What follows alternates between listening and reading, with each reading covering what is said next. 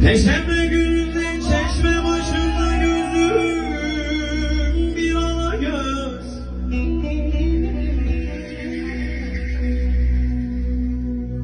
Perşembe gününde çeşme başında gözüm bir ala göz, bir ala göz hanıma düştü. Kaşı oynattı gözümde güldü, gülen de kalası canıma düştü.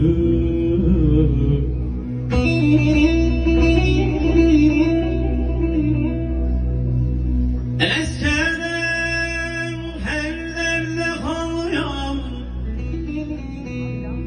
ah eskiden her derde kalıyam. Hanım sen derdisen, hanım sen derdisen ben yaralıyam. Dedi nişanlıyam, dedi nişanlıyam, özlem alıyam. Kırıldı kal kanadım, kanası canıma düştü.